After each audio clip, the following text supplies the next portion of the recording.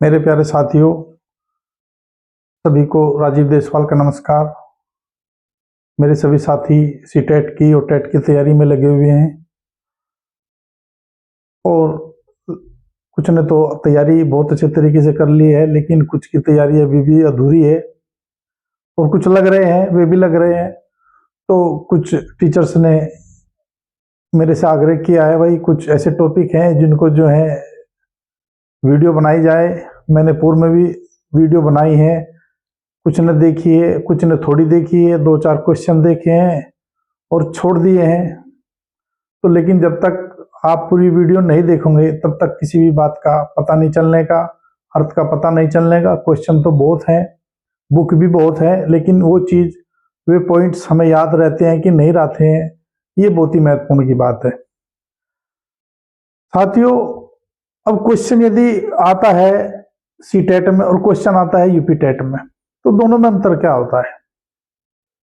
आप लोगों ने सुना होगा, कुछ टीचर्स ये कहते हैं कि भाई सीटेट का तो पेपर पढ़े भी नहीं जाता, इतना लेंथी आता है, और यूपी टेट का पेपर बड़ा आसान आता है, आज पढ़ने से आ जाता है। वो अंतर क्या है? अंतर ये बताए, एक क्वेश्चन लेता हूं, उसको आप लोगों को पता चल जाएगा। उदाहरण के तौर पर मैं एक वीडियो देख रहा था, उस पर आ रहा था कि भाई जीन पियाजे किस देश से हैं, जीन पियाजे मनोवैज्ञानिक किस देश के हैं। उसने अपना लिख दिया और लिख दिया भाई ये तो स्विट्जरलैंड के हैं, लिख दिया उसने, स्विस है। तो क्या ये क्वेश्चन सीटेट में आ जाएगा? नहीं आएगा।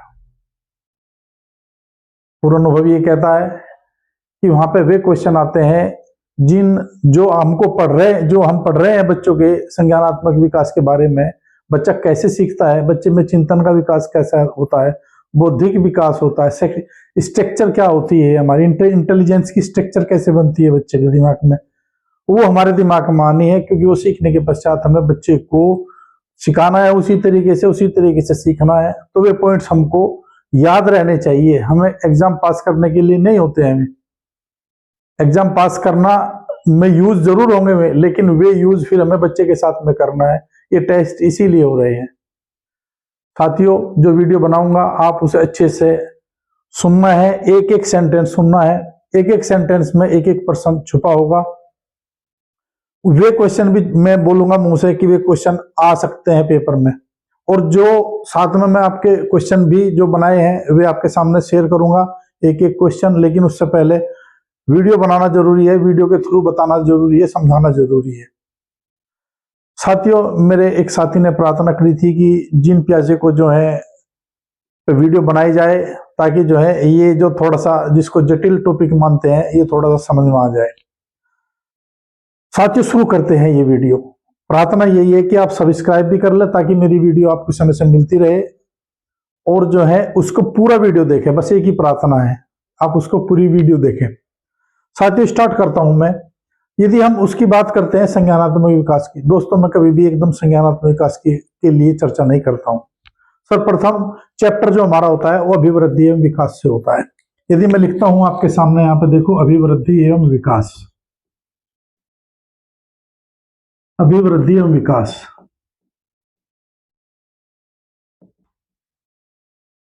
अभिवृद्धि एवं विकास हम क्यों पढ़ते हैं?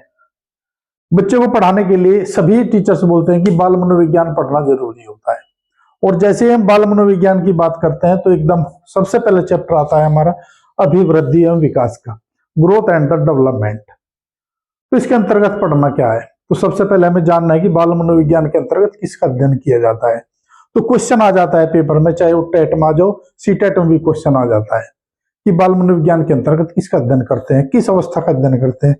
मेरे साथियों, बाल मनोविज्ञान और डेवलपमेंट दोनों चीजें अलग अलग है। कुछ साथी डेवलपमेंट को, जो डेवलपमेंट की अवस्था होती है और बाल मनोविज्ञान की अवस्था है, उसको एक मान लेते हैं। तो दोस्तों, बाल मनोविज्ञान की जो परिभाषा है वो आपको 0 से लेकर और किशोर अवस्था तक का अध्ययन किया जाता है। उसके अंदर जो भी 4 ऑप्शन देगा, केवल आपको टिक लगाना है कि जन्म से लेकर 0 से लेकर आपका किशोर अवस्था तक का जो अध्ययन किया जाता है वो बाल मनोविज्ञान के अंतर्गत किया जाता है। और यदि हम फिर डेवलपमेंट की बात करेंगे, तो डेवलपमेंट की यदि बच्चा जब भ्रूण में होता है, भ्रूण अवस्था से या गर्भावस्था से, कहीं कहीं शब्द भ्रूण अवस्था आ जाता है, कहीं कहीं गर्भावस्था तक, और जीवन पर्यंत तक इसका डेवलपमेंट चलता रहता है। तो यदि ऑप्शन में आपको ये मिलेगा तो आपको ये निशान लगाना है। तो सबसे पहले तो मैंने जो बात बताई आपकी बाल मनोविज्ञान की और आपकी डेवलपमेंट की अवस्था की, क्वेश्चन आ जाता है, अक्सर पूछ लेता है वो, तो इस चीज का हमें ज्ञान होना चाहिए। यदि आता है कि भाई अवस्थाएं कितनी होती है, अब यदि वो विकास की अवस्थाएं पूछेगा तो 5 अवस्थाओं में उसको कैटेगराइज करेंगे, और यदि हम उसकी बात करेंगे बाल मनोविज्ञान की तो वे फिर वो 4 अवस्थाओं में काउंट हो जाएगा। तो वे कौन कौन सी अवस्थाएं हैं उनका भी मैं जिक्र करूंगा। उससे पहले बढ़ने से पहले हम डाल लेते हैं कि अभिवृद्धि एवं विकास, कुछ साथी हमें दोनों को एक ही मान लेते हैं, लेकिन इसको एक मानने से पहले हमें दोनों का अध्ययन करना जरूरी होता है। तो ये जो अभिवृद्धि एवं विकास है, इनमें इसके अंतर को यदि पहचान लिया जाए तो हमारे लिए आसान हो जाता है कि ग्रोथ क्या होता है, डेवलपमेंट होता क्या है। तो साथियों, क्योंकि मुझे जीन पियाजे पढ़ाना है इसलिए थोड़ा थोड़ा मैं इसको बताऊंगा, उसके बाद में फिर अभिवृद्धि एवं विकास की वीडियो बनाएंगे। इसमें थोड़ा सा बस हम आगे बढ़ते चले जाएंगे। जैसे कि मैं अभिवृद्धि बता रहा हूं, अभिवृद्धि आपको प्रत्यक्ष दिखाई देगी, बिल्कुल ये सामने दिखाई देगी, भार इसका बढ़ता दिखाई देगा, मापन इसको कर सकते हैं, और निश्चित समय तक ये बढ़ती रहती है और एक निश्चित समय पाकर ये रुक जाती है। तो वो बोलती है हमारे, ये उसको बोलते हैं अभिवृद्धि। ये साध्य है इसका विकास का। विकास जीवन पर्यंत चलता रहता है, इसका अप्रत्यक्ष होता है, इसका ये क्रमबद्ध होता है, इसका जो ऑर्गेनाइज होता है क्रमबद्ध तरीके से होता है।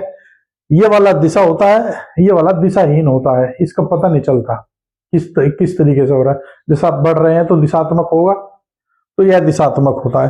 ये आपका जो है जो विकास होगा ये जीवन पर्यंत, मैंने बताया समय के साथ में ये रुकेगा नहीं, चलता ही रहेगा, अप्रत्यक्ष होगा। ये साध्य है, ये साधन है, तो ये साध्य है। तो जैसे कि जैसे बच्चा जन्म लेता है, बच्चा यदि डेवलपमेंट की बात करेंगे आपकी गर्भावस्था से, तो गर्भावस्था से बच्चे में अभिवृद्धि दिखाई देने लगती है। अब वृद्धि कैसे दिखाई देने लगती है भाई, क्या क्या उसके अंतर्गत होते हैं और विकास के क्या क्या सिद्धांत होते हैं। विकास के सिद्धांत पर हम चर्चा जरूर करेंगे, लेकिन अभी नहीं करेंगे विकास के सिद्धांत की। विकास के सिद्धांत से क्वेश्चन जरूर आता है, बस फिलहाल मैं आपके सामने यही कह रहा हूं। तो लास्ट में आके हम दोनों को एक मान लेते हैं, क्योंकि ये साध्य हो गया और ये साधन हो गया और ये साध्य हो गया। तो लास्ट में आके जब हम इनको एक मान लेते हैं तो हमारा मतलब होता है कि बच्चे के अंदर विकास करना होता है। तो क्या विकास करना चाहते हैं बच्चे के अंदर हम? बच्चे के अंदर करना चाहते हैं हम सबसे पहले शारीरिक विकास। कौन सा चाहते हैं हम? शारीरिक विकास। और दूसरे नंबर पर फिर चाहते हैं वो बच्चा भाषा का विकास भी हो जाए इसके अंदर, ये भाषा का विकास। और फिर तीसरे का भाई चिंतन का विकास भी हो जाए, जिसको बौद्धिक भी बोलते हैं, और जिसको संज्ञानात्मक शब्द भी एक यूज हुआ है हमारा, संज्ञानात्मक विकास। चौथे नंबर पर फिर आपका सामाजिक विकास।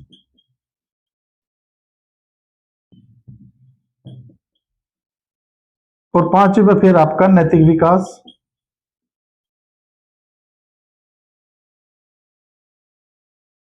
व्यक्तित्व का विकास।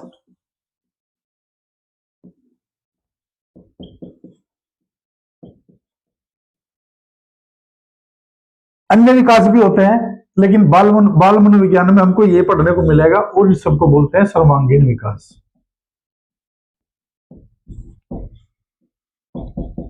तो यदि हम बच्चे का सर्वांगीण विकास करना चाहते हैं तो इसका अर्थ है कि हमको बच्चों को उसका शारीरिक विकास भी साथ साथ बच्चे का बढ़ना चाहिए, भाषा का विकास भी और चिंतन का विकास भी, सामाजिक विकास भी, नैतिक विकास भी और व्यक्तित्व का विकास भी। तो यदि हम शारीरिक विकास की बात करेंगे तो यहाँ पे सबसे पहले इसकी अवस्थाएं देखनी पड़ेगी हमको।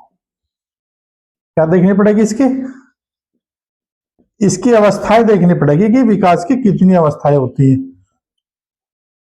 क्लियर होगी बात? लेकिन विकास की अवस्थाएं गर्भावस्था से मैंने बताई थी, लेकिन यहाँ पे हम अभिवृद्धि की लेंगे। कौन कौन सी लेंगे अभिवृद्धि की?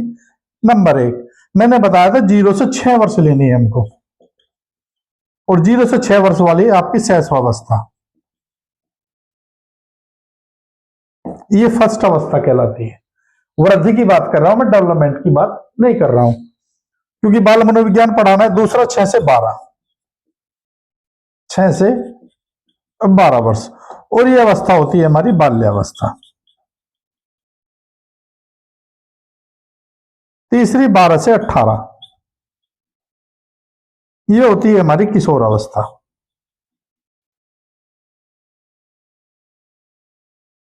और चौथी होती है हमारी 18 से ऊपर, इसको बोलते हैं प्रौढ़ावस्था। तो इन 4 अवस्थाओं का अध्ययन हम बाल मनोविज्ञान के अंतर्गत करते हैं। अब इसमें जो शैशवावस्था आपको दिखाई दे रही है, जो बाल्यावस्था दिखाई दे रही है, किशोर अवस्था होती है, सभी के कैरेक्टरिस्टिक्स अलग अलग होते हैं।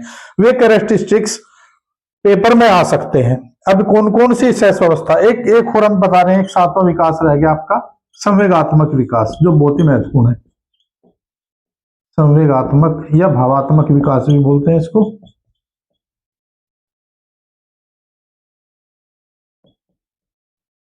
ये भी बाल मनोविज्ञान के अंतर्गत पढ़ा जाएगा आपको। तो शैशवावस्था में ये देखना है कि ये जो हमारे मैंने 7 विकास लिखे हैं, किस अवस्था में सबसे तेज होते हैं, किस में धीमे होते हैं, किस में तीव्र होते हैं, यही वो आता है बस, किस अवस्था में सबसे ज्यादा होते हैं। कौन सी अवस्था सीखने की तेज अवस्था है, कौन सी सुसुप्त अवस्था है, किस अवस्था में बच्चा जो है विरोध करना शुरू कर देता है, इस तरह के क्वेश्चन हमको देखने के मिलते हैं। तो मेरे साथियों, मैं इन अवस्थाओं की, शैशवावस्था की, बाल्यावस्था की, किशोर अवस्था के क्वेश्चन बनाए हैं, साथ में मैं उन्हें चर्चा कर लूंगा, भी साथ में हम आपको बता देंगे कौन सा अनोखा काल है, कौन सा आपका तीव्र काल है सीखने का, कौन सा सुसुप्त अवस्था का है, कौन सा किशोरों का। इस पर चर्चा करने की बजाय आज मैं जो आपको जो करूंगा वो मैं करूंगा, आपने देखा होगा शारीरिक विकास के बारे में सभी जो है किसकी बात करते हैं, मनोवैज्ञानिक ने अपने अपने तर्क दिए हैं, उसमें विकास के सिद्धांत की बात आ जाएगी।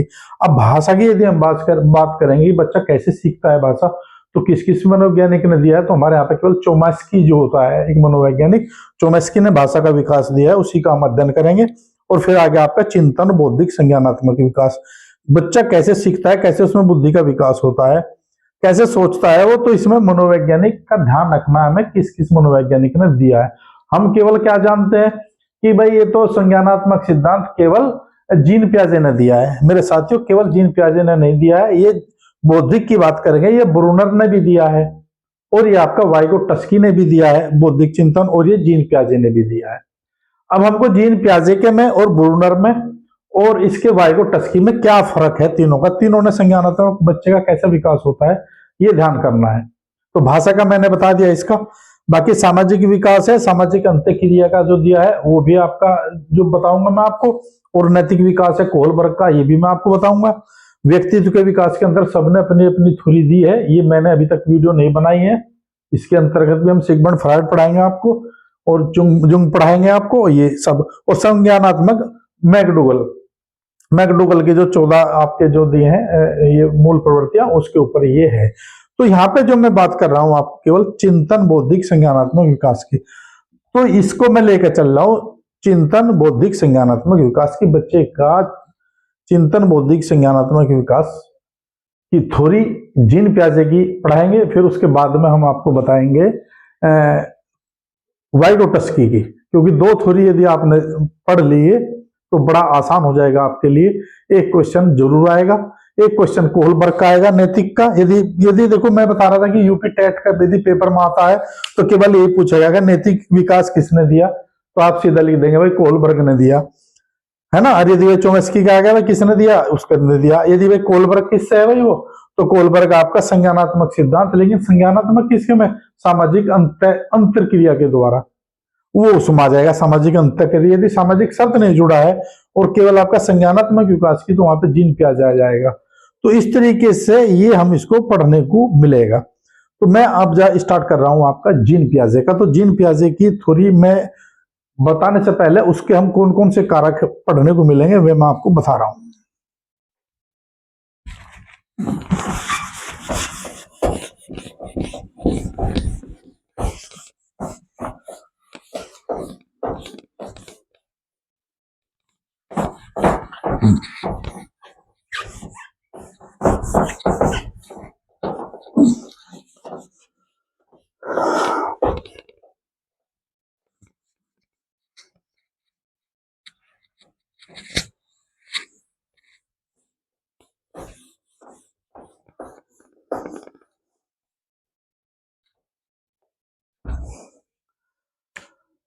मेरे साथियों, यदि क्वेश्चन आपका आ गया कि बच्चे का संज्ञानात्मक विकास का सिद्धांत किसने दिया, तो आपको जाना है जीन पियाजे,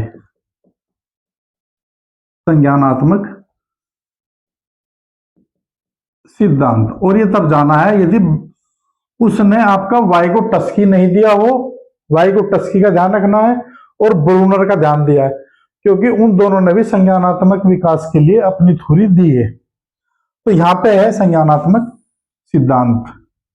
तो मैं सीटेट की यदि मैं बात करूंगा, सीटेट में ये नहीं आएगा कि संज्ञानात्मक सिद्धांत किसने दिया, सीधी सी बात है, आप देख लेना, नहीं आएगा। ये आएगा यूपीटेट में। लेकिन यूपीटेट के लिए भी मैं बता रहा हूं आपको, तो यहां पर लिखना है आपको जीन पियाजे।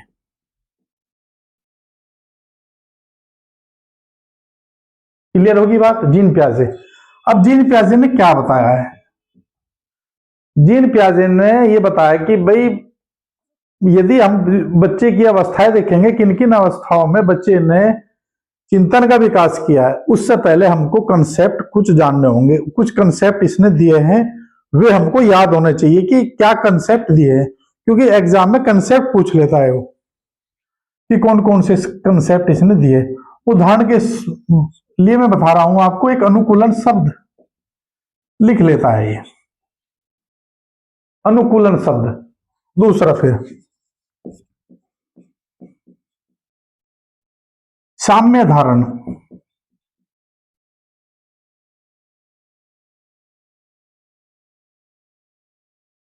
संरक्षण,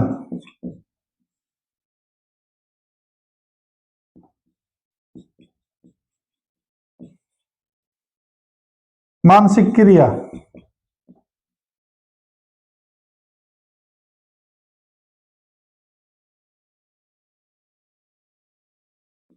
स्कीमा,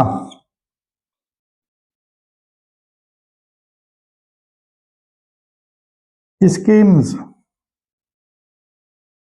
स्कीम्स। नंबर 7 विकेंद्रण या विकेंद्रीकरण।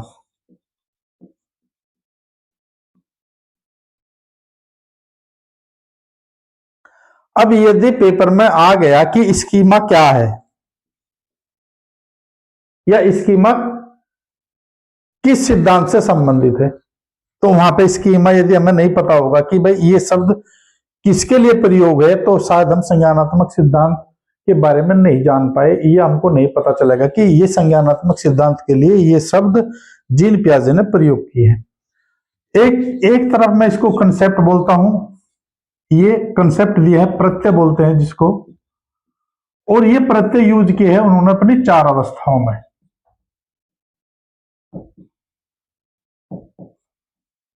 चार अवस्थाओं में इन प्रत्यय का उन लोगों ने प्रयोग किया है। कौन कौन सी 4 अवस्थाएं? इनका एक निश्चित क्रम होता है, याद रखना है आपको। इसी क्रम से इंद्रिय जन्य या संवेदी पेशीय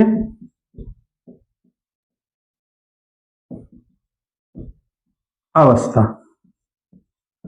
0 से 2 वर्ष।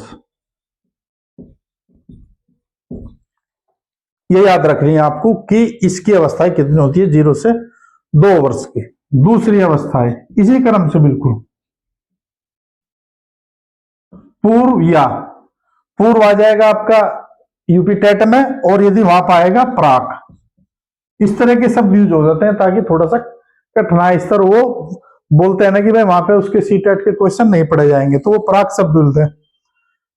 तो प्राक संक्रियात्मक अवस्था,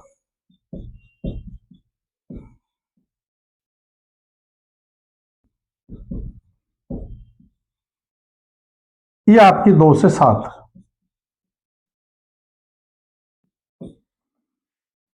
तीसरा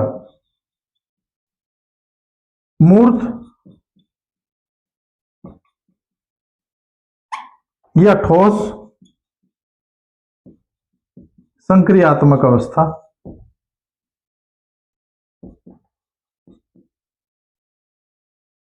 इसको बोलता है 7 से 11 वर्ष।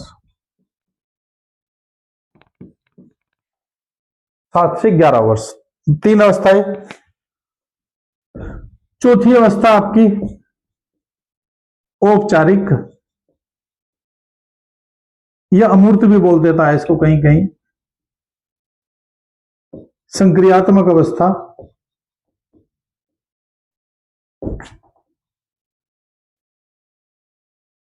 ये 11 से ऊपर।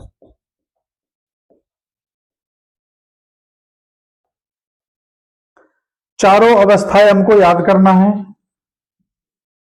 एक साल सीटेट में आया है, इस तरीके का एक ग्राफ बना दिया, एक एक्स एक्सिस और एक वाई एक्सिस।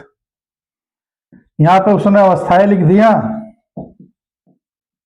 और यहां पे उम्र लिख दिया, और इस तरीके से उसने ये बना दिया।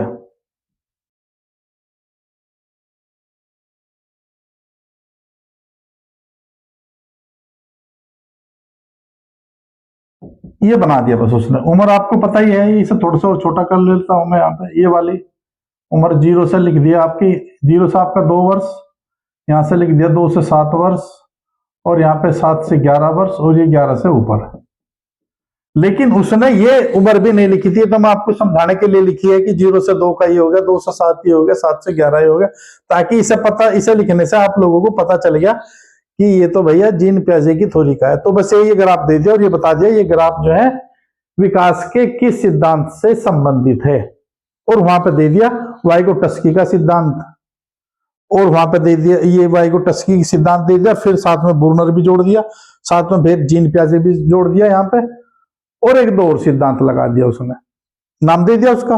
अब देखो, यदि हम इसको नहीं समझ पाएंगे कि भाई वो पिलर खड़े कर दिए उसने, तो पिलर भले यहाँ पे खड़े कर दिए, लेकिन है तो 4 अवस्थाएं भी, और उम्र के हिसाब से है, तो हमें तो 4 डंडे गिनने हैं, 1 2 3 और 4 यहाँ पे जो है ये पिलर है, तो 4 अवस्थाएं काउंटिंग हो रही है बस एकदम पे जीन पियाजे की थ्योरी पे, इस संज्ञानात्मक के सिद्धांत पे हमें निशान लगाना था।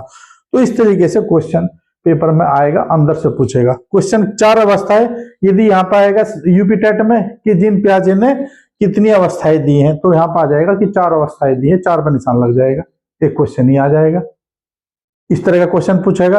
या इसमें यूपी टेट में क्या पूछेगा कि भाई जो जीन पियाजे की प्रथम अवस्था है वह कौन सी है, आप बता देंगे भाई, वो चारों दे देगा, प्रथम अवस्था पर निशान लगा देंगे कि प्रथम अवस्था संवेदी है, इंद्रिय की है, सेंसरी है। बच्चा जब सीखता है तो सेंसरी मोटर से सीखता है, वो सेंसरी सबसे पहले सेंस होगा, तो सेंस बनेगा, परसेप्शन बनेगा, कंसेप्ट बनेगा, तब जनरलाइज होगा। इस तरीके से आपका बनेगा ये बच्चे के अंदर चिंतन का विकास। तो यहाँ पे ये इंद्रिय हो गया आपका। फिर वो यदि आएगा तो दूसरी अवस्था पूछ लेगा, दूसरी अवस्था ये हो जाएगी, तीसरी अवस्था पूछ लेगा, चारों दे देगा आपको, तीसरी अवस्था कर लेंगे। तो रटने की आवश्यकता नहीं, 0 से 2 कौन सी है, इंद्रिय की है, और 2 से 7 वाली आपकी प्राक संक्रियात्मक। अब प्राक क्या होगी, यहां से आगे जब इस अवस्था में पढ़ते हैं, इस अवस्था से इस अवस्था में पढ़ते हैं, मूर्त वाली से मूर्त वाली से इसमें पढ़ते हैं। तो प्रश्न ये आपका इस तरीके से दे दिया, इजी गोइंग हो गया, क्वेश्चन जा रहा है ठीक।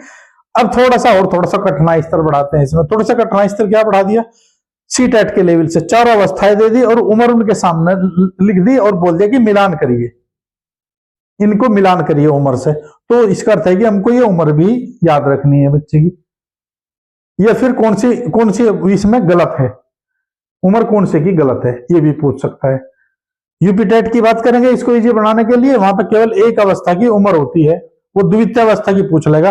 पूर्व संक्रियात्मक की अवस्था बताइए, 2 से 7, 7 से 11, 11 से 12, इस तरीके से दे देगा, केवल एक उठावेगा, सभी नहीं देने का। तो इसमें ये फर्क है। तो ये आ गया इस तरीके से क्वेश्चन।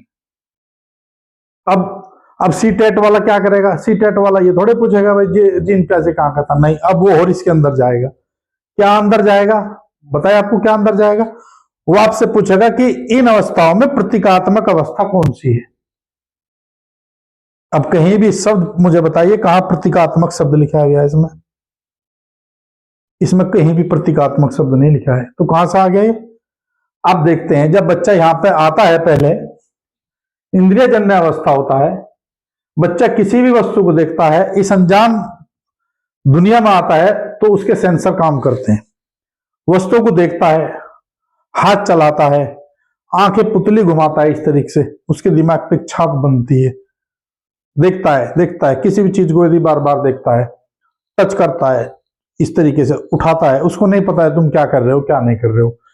इस तरीके से ये जो अवस्थाएं वाली है जो मैंने बताया, हाथ उठा लिया, उसे नहीं पता क्या उठा रहा है क्या कर रहा है तुम, या डेवलपमेंट के लिए दूध पी रहा है, कुछ भी कर रहा है, वो सब इस तरह की स्थिति में आ जाएगा। यानी कि 2 वर्ष की अवस्था आएगा तो वस्तु को धीरे धीरे वो पहचानना शुरू कर देगा। पहचानना शुरू कर दिया, उनको सीख लेता है। सीख लेने के बाद में जब वो ऐसी स्थिति में आ जाता है कि भाई वो वस्तु दूसरी वस्तु है, उसे फिर उसी स्थान बदल दिया, दूसरी वस्तु फिर है। जैसे छोटा बच्चा दूध है तो दूध को देख के दूध ही पकड़ेगा, उसका हुआ तो उसको स्कीमा बोलते हैं इसको। यदि बच्चा एक सीखी हुई परिस्थिति में ज्ञान दूसरी परिस्थिति में यदि उसको सामान्यकरण कर लेता है तो उसको स्कीमा बोलते हैं। देखो ये यूज यहां पर हो गया। तो यदि हमें इसको पता नहीं चलने का तो हमको पता नहीं चलने का ये स्कीमा कौन सी अवस्था में प्रयोग हुआ है। तो ये जानना आपके लिए जरूरी है कि हमें स्कीमा इसमें करना है, और वो इस तरीके से बच्चा सीखता चले जाता है, प्रयोग करना चला जाता है, इस तरीके से करता चले जाता है। तो इसके बाद में फिर क्या करता है बच्चा यदि उसके सामने कोई समस्या आ गई, एक परिस्थिति में उसने कोई चिन्ह सीख लिया, ज्ञान सीख लिया उसने, और उसके दूसरी स्थिति उसके सामने आके खड़ी होगी, तो वो उसको नहीं पहचान रहा है, उसको नहीं पहचान पा रहा है, तो उसके सामने समस्या खड़ी होगी। जब समस्या खड़ी होगी तो क्या करेगा, वो आत्मसात करेगा, किसी चीज को अपने दिमाग में ही धारण कर लेगा। ये है तो उसकी जो साम्य धारण है, उसके बीच में एक बॉन्ड बनाएगा, वो भी इसी में यूज करेगा। साम्य धारण, जब उसके सामने समस्या उत्पन्न होती है, यहां पर तो क्या हो रही है, एक परिस्थिति दूसरी परिस्थिति में प्रयोग करा, लेकिन जब वो प्रयोग करना चाहता है तो वस्तु से भिन्न दिखाई देती है। जैसे कि एक तरफ तो संतरा था, दूसरी तरफ आपका सेब आ गया उसके हाथ में। अब वो देखता रहा कि चीज तो गोल है लेकिन वो संतरा है, संतरा तो भिच रहा है, सेब नहीं भिच रहा है, तो वो क्या करेगा, उसके दिमाग में क्या चलेगा, वो जो है अपने लॉजिक का संतुलन नहीं बैठा है, संतुलन बिगड़ जाता है उसका, तो वो अपने दिमाग में कोई ना कोई बात सेट करेगा, उसको साम्य धारण बोलते हैं उसको। तो वो भी इसी अवस्था में यूज हो जाएगा। क्लियर हुई बात है, तो ये होना जरूरी है। अब ये मैंने 2 शब्द यूज बताए आपके, कहां यूज हो रहे हैं इसमें। तो प्रश्न बताया था मैंने प्रतीकात्मक अवस्था का, तो बच्चा यहाँ पे सब यूज कर रहा है। वो यूज करने के बाद में फिर जैसे जैसे बच्चा, मैंने बता दिया, एक परिस्थिति में दूसरी परिस्थिति में यूज कर रहा है। अब मैं बता रहा हूं आपको प्रतीकात्मकता का। प्रतीकात्मक जो अवस्था है, जो बच्चे ने यहाँ पे चिन्ह बनाए हैं, उन चिन्हों को वो याद कर लेता है, धारण कर लेता है। जब उसकी उम्र 2 से 7 वर्ष हो जाती है तो छोटे छोटे उसके दिमाग में चिन्ह बन जाते हैं। जैसे कि ये गिलास हो गया, ये चम्मच होगी, ये हो गया, तो वस्तु को छूता है वो, इस तरीके से टच करता है। तो चिन्ह जैसे उसके दिमाग में बनेगा तो उसको प्रतीक बोलते हैं, सिंबल। तो हर वस्तु को सिंबोलिकली देखना शुरू कर देगा वो। तो ये जो सिंबोलिकली की अवस्था है, इसको प्रतीकात्मक अवस्था बोलते हैं। ये दूसरी अवस्था में है, प्रतीकात्मक।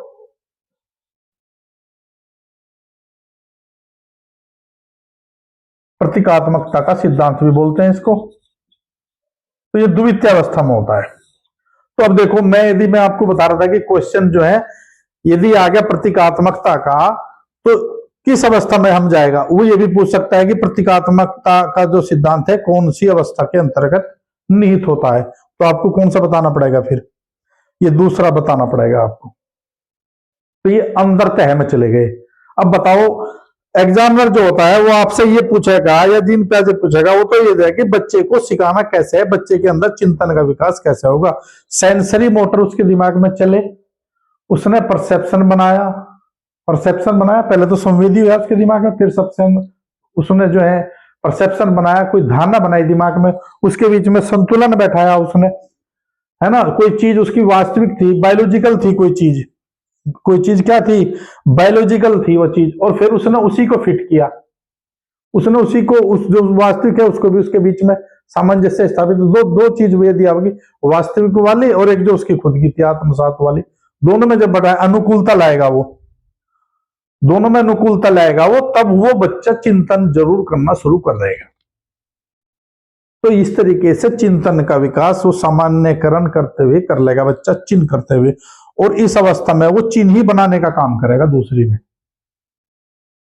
दूसरी इसलिए इसको चिन्ह कहेगा, इसमें कोई भी और कार्य नहीं होता है इस अवस्था में। अब ये आगे इस तीसरी अवस्था में क्या होगा, तीसरी अवस्था में क्या करेगा, एक पेपर में क्वेश्चन आ गया कि एक बच्चा को व्रत की त्रिज्या दी गई है और आप व्रत का क्षेत्रफल ज्ञात करो।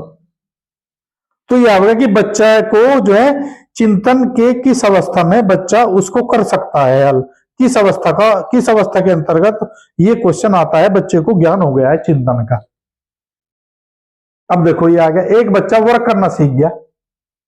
यदि यहां पे ये आ गया क्वेश्चन, 1 का वर्ग, 2 का वर्ग, 3 का वर्ग, 4 का वर्ग, 5 का वर्ग, इसी तरीके से डॉट डॉट डॉट कर दिया। या वो गिनती लिखना सीख गया, 1 2 3 4 5 6 7 8 9 10, इस तरीके से कर रहा है वो। तो क्या इसमें दिमाग लगाना पड़ा है? नहीं लगाना पड़ा है। इसमें 1 2 3 हो गया, ये वर्ग हो गया, सामने मेरे है उसे मैं कर रहा हूं। ऐसे मैंने बता, देखो व्रत की त्रिज्या दी है उसने, आर दिया है, और हम जानते हैं यदि आर दिया है तो क्षेत्रफल क्या होता है, पाई आर स्क्वायर होता है। उसको सीधा रखना है, इसको क्या करना है, यदि वो व्रत का एरिया निकलवा रहा है, व्रत की परिधि निकल रहा है 2 पाई आर, तो सीधा निकाल देगा वो। यदि बेलन का आयतन निकालना है तो भी उसमें त्रिज्या देगा वो, हमें त्रिज्या देगा आपका और ऊंचाई दे देगा, तो सीधा सूत्र में रखना है। अब यदि मैं यहां कह रहा हूं तो मैं इसमें कि आपको जो है इस वाले एक क्वेश्चन आ गया, यदि मैं कर दिया कि आप जो है शंकु का वक्र पृष्ठ ज्ञात करो। शंकु का वक्र पृष्ठ, एक बच्चा शंकु का वक्र पृष्ठ ज्ञात करता है तो वो जीन प्याजे के किस चिंतन विकास की सहायता से इस क्वेश्चन को करता है, बताइए। तो ये इतनी गहराई में से जाना है हमको जानना है। ये जब हम इनको जानेंगे तब हमें पता चलेगा, इसको बोलते हैं गहराई। जब तक गहराई नहीं जानेंगे, 4 अवस्था तक ही सीमित नहीं है ये जीन प्याजे, आपको एक एक चीज का होता है। यानी कि औपचारिक या अमूर्त चिंतन जब बच्चे के अंतर होता है, हमें पता है कि यदि शंकु का वक्र पृष्ठ ज्ञात करना है तो त्रिज्या और ऊंचाई यदि उसने दे रखी है, हमें तिरछी ऊंचाई की जरूरत पड़ेगी। इसका अर्थ है कि उसको तिरछी ऊंचाई निकालना आना चाहिए। इसका अर्थ है कि उसको तिरछी ऊंचाई का सूत्र कहीं से उठा के लाना पड़ेगा, अमूर्त चिंतन करना पड़ेगा। तो ये क्वेश्चन जो मैंने पूछा है, ये चौथी अवस्था का क्वेश्चन है। और जो ये मैंने क्वेश्चन पूछे हैं जो सीधे, ये आपकी कौन सी अवस्था के क्वेश्चन है? ये आपके मूर्त अवस्था के, ठोस संक्रियात्मक अवस्था के। बच्चा वर्ग करना जानता है, घन करना जानता है, जोड़ करना जानता है, घटाना करना जानता है, ये दिया है। तो ये आपके मूर्त या ठोस संक्रियात्मक अवस्था के हैं क्वेश्चन। तो पेपर में वो सीधा ये पूछ लेगा। अब आप बताइए, जीन प्याजे के ये यदि हम रटका ये सब चले जाए, प्रत्यय भी रटका चले जाए, ये भी रटका चले जाए, तो यदि क्वेश्चन यहाँ पे ये आ गया तो फिर कैसे पता चलेगा भाई? ये आते हैं सीटेट में क्वेश्चन इस तरीके के। तो हमें इसको ध्यान करना है कि मूर्त कौन सा होता है, अमूर्त कौन सा होता है। एक शब्द आया देखो, विकेंद्रीकरण। यहां पाया कि आ जाता है विकेंद्रीकरण। क्या होता है भैया? यदि हम किसी चीज पे ध्यान दे रहे हैं और वो हम अपने बिल्कुल बायोलॉजिकल तरीके से ध्यान दे रहे हैं, बायोलॉजिकल तरीके से, उसमें किसी भी बाहरी ताकत का कोई योगदान नहीं है, वो उसकी खुद की अक्षमता है उसको जानने की, चिन्ह करने की, वो आपका विकेंद्रीकरण हो जाएगा। कंसेंट्रेशन वाली बात जो होती है वो वाली, उसको विकेंद्रीकरण बोलते हैं। अब ये जो क्वेश्चन बताया है मैंने, ये केवल जो प्रत्यय है, इसमें यदि क्वेश्चन आएगा पेपर में, वो ये पूछेगा कि कौन सा प्रत्यय जीन प्याजे से नहीं है। इसके अंदर नहीं पूछेगा। संरक्षण की यदि बात करेंगे तो बताया मैंने यहाँ पे, यदि संरक्षण आएगा तो भी ऐसी अवस्था आ जाएगी, उसको एडजस्ट करना ही पड़ेगा। जब कोई अननोन चीज सामने आ जाएगी, वास्तविक चीज उसके सामने आई है, वो जो पहले से उसे नॉलेज थी, उसके सामने दुविधाएं पैदा हो रही है, तो भी उसको अपना एक नियम बनाना पड़ेगा, उसको ही, चाहे वो सही हो चाहे गलत हो। तो साम्य धारण का ही दूसरा रूप है संरक्षण भी। तो इसको क्या करता है, इसको वो कंजर्वेशन कर लेता, उसको अपना मान बैठता है, उसको ही नाम रख देगा वो कि ये तो यह चीज है। तो जैसे कि उदाहरण के तौर पर दिया है उसने, भाई कुत्ता है, मान लिया बच्चा कुत्ते को जानता है और उसके सामने आ गया अचानक बिल्ली, तो क्या बिल्ली को कुत्ता कहेगा वो? तो वो अपना, जब बिल्ली के लिए जो भी अपना अपना यूज करेगा दिमाग, जो भी अपने दिमाग में बैठा होगा, वो कंजर्वेशन है, वो कंजर्वेशन है। अब आपको ध्यान करना है, देखो ये, क्योंकि बच्चे के सामने समस्या आती है, केवल एक ही तो, एक समय में एक ही तो सीखेगा वो, एक ही तो चिन्ह धारण करेगा वो, दूसरे के लिए फिर समस्या पैदा होगी, फिर स्कीमा पैदा होगी, स्कीम्स बनेंगे, एक परिस्थिति का दूसरी परिस्थिति में प्रयोग, दूसरी परिस्थिति के सामने फिर जब जब आपका पिछला सीखा हुआ नए उसमें प्रयोग कर लेता है वो, और वो सही प्रयोग हो जाता है, तो schemas convert into the schema. Schema एक चीज सीखे हुए नई दूसरी वाले के लिए स्केमा बन जाता है, जब वो सीख जाता है फिर अगले वाले के लिए नया स्केमा बन जाता है, जब वह सीख जाता है फिर नई स्केमा सीख जाता है।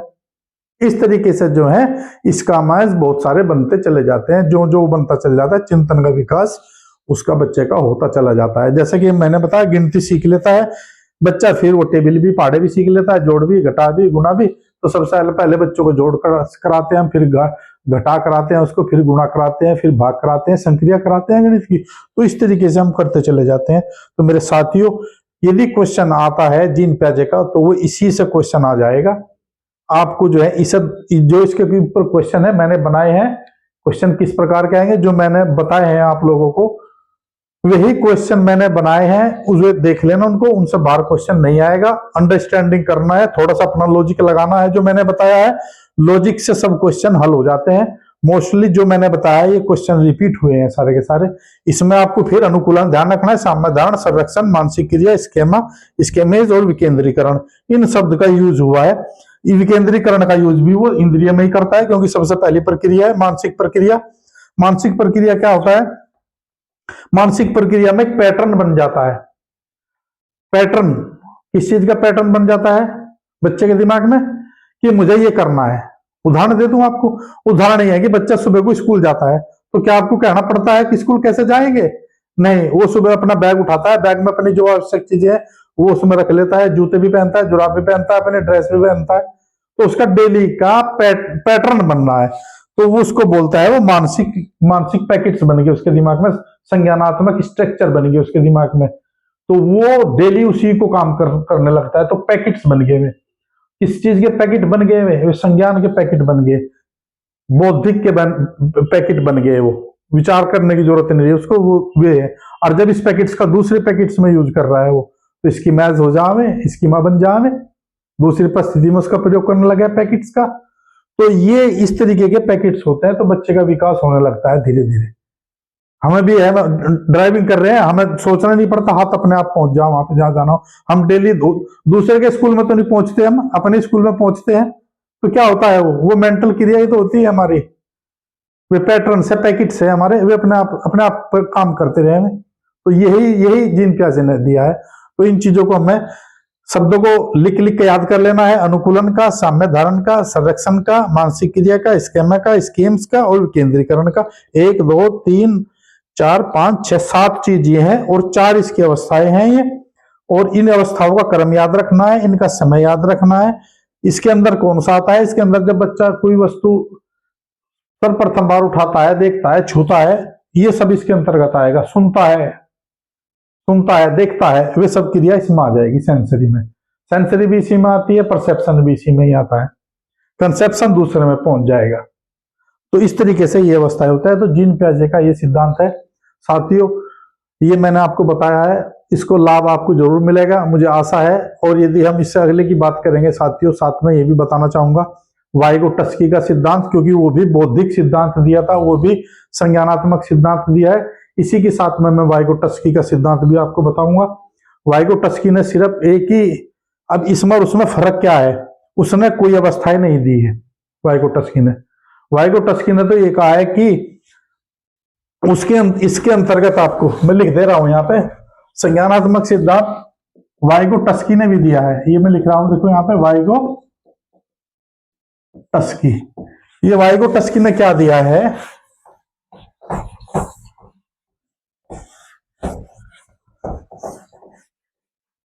उसने कहा कि बच्चे का जो संज्ञानात्मक विकास होता है, वो उसका जो खुद का विकास होता है वो तो होता ही है, लेकिन उसे विकास करने के लिए भाषा की जरूरत पड़ेगी, कहीं दूसरे स्थान की जरूरत पड़ेगी, सामाजिक की जरूरत पड़ेगी।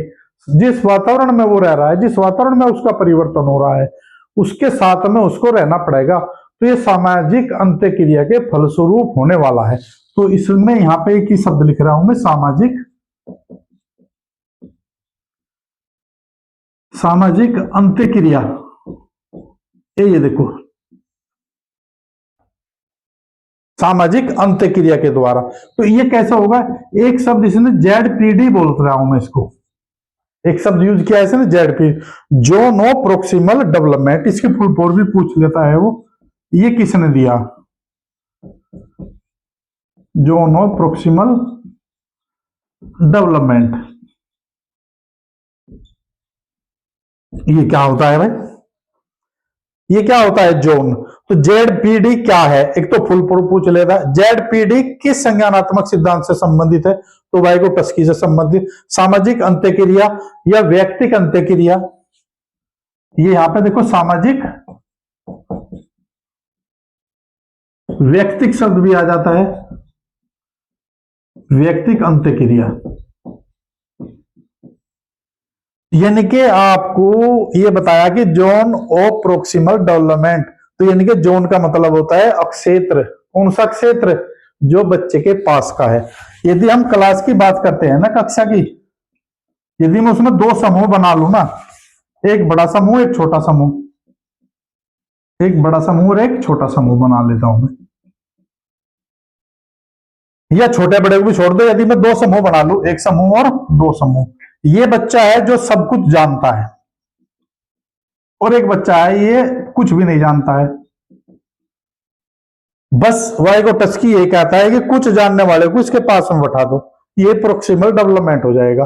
अर्थात हमें जो है सहयोगी अधिगम सीखना जरूरी है। कौन सा जरूरी है, सहयोगी, सहयोगी अधिगम सीखना जरूरी है। इसको पारस्परिक अधिगम भी बोलते हैं, या पारस्परिक। यदि हम शिक्षण करावें, तुमने देखा है कुछ बच्चे जो ज्यादा होशियार होते हैं, वे इनको पढ़ाना शुरू कर देते हैं, वो जेपीडी होता है। वो किसके द्वारा सीख रहा है बच्चा, वो इसके द्वारा सीख रहा है, उसका विकास होगा। जो बच्चे का खुद का विकास है बायोलॉजिकल, वो तो है ही उसका बच्चे का, साथ में जो उससे समाज में आया है, वो उसके साथ में जो जुड़ा हुआ है उसको सीख लेता है। हम लोग भी ऐसे करते हैं।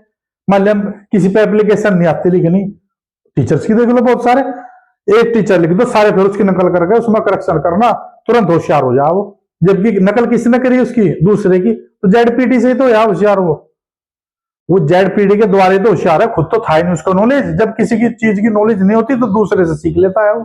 जैसे ही दूसरे से सीखता है तो तुरंत सहयोगी हो जाता है। सहयोगी अधिगम, सहयोग अधिगम हो गया, तुरंत वाइगो टस्की आ गया, तुम्हारा संज्ञान हो जाएगा, तुम उसी पे बोलना शुरू कर देंगे, फिर तुम्हारे पे उस पर एसाइमिलेशन हो जाएगा, मास्टरी हो जाएगी तुम्हारी उस पर। तो सिर्फ यही बात वाइगो टस्की ने कही है कि आप जो है जेडपीडी बनाइए और जेडपीडी के द्वारा बच्चे को सिखाइए। चाहे हमारी संस्कृति हो, संस्कृति हमारी यही तो होती है, चली आ रही है, ट्रांसफरेबल हो रही है, एक स्थानांतरण हो रही है। एक जगह एक चीज हम सीखते हैं, दूसरे पे सीखते चले जाते हैं। तो वहां से भी तो चिंतन का विकास हमारा होता जाता है। पहले हम जितनी हमारी अक्षमताएं होती है बायोलॉजिकल, वो तो हम सीखते ही हैं, साथ में फिर जो दूसरे के क्षेत्र में आते हैं उससे भी हम सीखते हैं। जिस जैसे के क्षेत्र में जाते हैं वही हम सीखता चले जाते हैं, तो उससे हमारा ज्ञान का विकास होता चले जाता है। वाइगो टस्की ने बस यही बात कही। इससे क्या होता है, इससे आत्मानुशासन आता है, बच्चे को आत्मानुशासन आ जाएगा। तो इसके द्वारा भी बच्चे का संज्ञानात्मक विकास किया जा सकता है। जो बच्चे बिल्कुल पढ़ाई में पिछड़ गए हैं बच्चे, आप लोगों ने देखा कुछ टीचर कहते हैं इसकी कॉपी लेकर पूरा कर लो, तो वे चिन्ह उसके दिमाग में बैठ जाएंगे सहयोगी, उससे सीख लगा मेरा एक पार्ट पूरा होगा, दो पार्ट पूरा होगा, तीन, धीरे धीरे वो बच्चा जो है सीख जाता है, उसका भी संज्ञानात्मक विकास हो जाता है।